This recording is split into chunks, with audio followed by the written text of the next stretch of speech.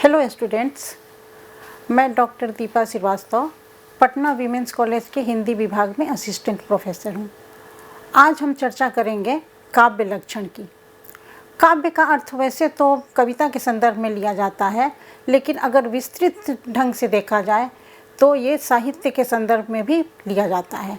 प्राचीन काल में हमारी सारी रचनाएं काव्यात्मक हुआ करती थीं, पद्य रूप में लिखी जाती थी, तो इसलिए काव्य शब्द का अर्थ सिर्फ कविता के रूप में ग्रहण किया जाता था। लेकिन अब काव्य को हम साहित्य और उसकी अन्य विधाओं के लिए भी यूज कर सकते हैं। तो काव्य लक्षण के अंतर्गत हम काव्य के स्वरूप को समझेंगे।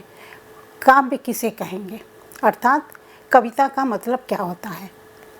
कविता को परिभाषित करने के बहुत प्रयास किए जा चुके हैं। आरंभ से ही अनेक विशेषज्ञों ने, विचारकों ने, काव्य शास्त्रियों ने कविता को लक्षण में आबद्ध करने की कोशिश की है। सर्वप्रथम परिभाषा मिलती है आचार्य भरत मुनि के ग्रंथ नाट्यशास्त्र में, लेकिन ये परिभाषा सिर्फ नाटक की रूपरेखा प्रस्तुत करती है। इसके उपरांत अग्नि पुराणकार ने काव्य की परिभाषा दी। उनके अनुसार अभीष्ट अर्थ को संक्षिप्त में कहा जाना काव्य है। इस परिभाषा पर अनेक आपत्तियां की गईं और ये कहा गया कि अगर संक्षिप्त अर्थ में ही कहा गया वाक्य काव्य है तो फिर सूक्तियाँ और व्याकरण के सूत्र भी काव्य के लक्षण में आएंगे। तत्पश्चात आचार्य भामा, उन्होंने काव्य की परिभाषा दी। उनकी परिभाषा है शब्दार्थो सहितो काव्यम, अर्थात शब्द और अर्थ के सहित भाव को काव्य कहते हैं।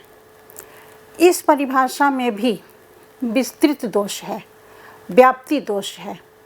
अगर सिर्फ शब्द और अर्थ को काव्य कहेंगे तो बहुत सारे ग्रंथ इसकी सीमा में आ जाएंगे। ये परिभाषा भी स्वीकार नहीं की गई। इसके पश्चात आचार्य मम्मट, जिनका कि काव्य शास्त्र में बहुत बड़ा योगदान है, वे बहुत ही प्रसिद्ध काव्य शास्त्री हैं। उन्होंने अपने लक्षण में कहा कि तद दोषो शब्दार्थो सगुणा वनलंकृति पुनः क्वापि, अर्थात दोष रहित, गुण सहित और यथासंभव अलंकार से युक्त शब्द और अर्थ को काव्य कहेंगे। अब इस परिभाषा में अगर हम ध्यान दें तो चार बातें कही गई हैं। कविता को कैसा होना चाहिए? दोष रहित। जिस तरह से एक सर्वगुण संपन्न व्यक्ति है लेकिन उसमें कोई शारीरिक दोष है, विकलांगता है, तो उसका व्यक्तित्व खंडित हो जाता है। इसी तरह से अगर कविता में किसी तरह का दोष आ गया, व्याकरण संबंधी या कोई अन्य संबंधी, तो वो कविता त्रुटिपूर्ण हो जाती है। तो काव्य को दोष रहित होना चाहिए, गुण सहित। काव्य में गुणों का समावेश होना चाहिए।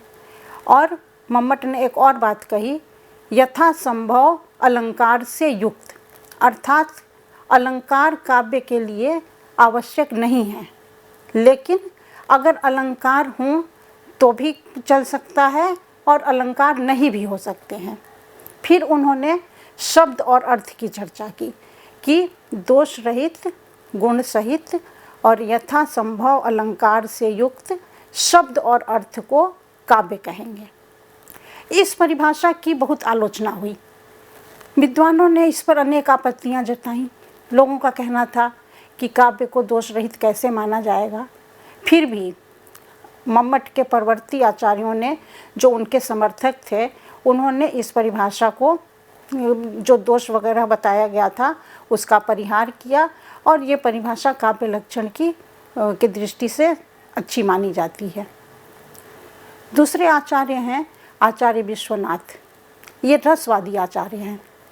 इन्होंने अपनी परिभाषा में कहा कि वाक्यम रसात्मकम काव्यम, अर्थात रसात्मक वाक्य को काव्य कहेंगे।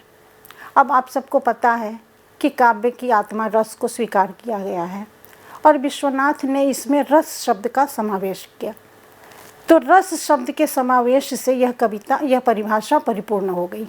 रस में सारे तत्व आ जाते हैं। तत्पश्चात एक और परिभाषा आती है, वो है आचार्य जगन्नाथ की। उन्होंने अपनी परिभाषा में कहा कि रमणीयार्थ प्रतिपादकः शब्दः काव्यम, अर्थात रमणीय अर्थ का प्रतिपादन करने वाले शब्द को काव्य कहेंगे। तो इस तरह से प्राचीन काव्य शास्त्रियों ने अपनी परिभाषा दी। आधुनिक कालीन और रीतिकालीन हिंदी के आचार्यों ने भी काव्य के बारे में अपने अपने विचार व्यक्त किए हैं।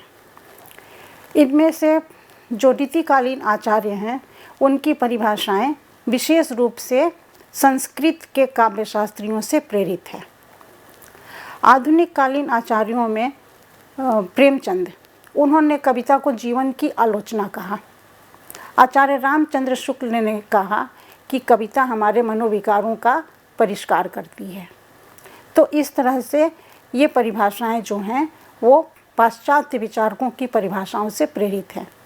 अब अगर हम चर्चा करें कि पश्चिम में काव्य के बारे में क्या अवधारणा है, तो वहाँ पे काव्य में कल्पना को महत्व दिया गया है। शेक्सपियर ने अपनी परिभाषा में कहा है कि poetry gives Airy nothing A local name and habitation, अर्थात कविता अस्तित्व शून्य नगण्य पदार्थों को नाम और धाम प्रदान करती है। इस परिभाषा में कल्पना को महत्व दिया गया है। मैथ्यू आर्नल्ड ने कविता को प्रेमचंद की तरह जीवन की आलोचना कहा है। उनका कहना है कि poetry at bottom A criticism of life. Coleridge के अनुसार poetry is the best words in best order, मतलब कविता सर्वोत्तम शब्दों का सर्वोत्तम क्रम विधान है। इसी तरह से शेली ने कहा है, कविता को विषाद में बताया है। सुमित्रा नंदन पंत ने भी कहा है, वियोगी होगा पहला कवि। तो इस तरह से हम देखते हैं कि पाश्चात्य और आधुनिक कालीन आचार्य सब ने किसी न किसी तरह से काव्य की व्याख्या की है, लेकिन काव्य सार्वदेशिक और सार्वकालिक है। यह आत्मानुभूति है। इसे अगर हम शब्दों की परिधि में बांधना चाहेंगे तो यह मुश्किल है। तो इस तरह से काव्य को परिभाषित करने के ज़रूर प्रयास किए गए हैं, लेकिन आज तक इसकी सर्वमान्य परिभाषा नहीं बन पाई है। धन्यवाद।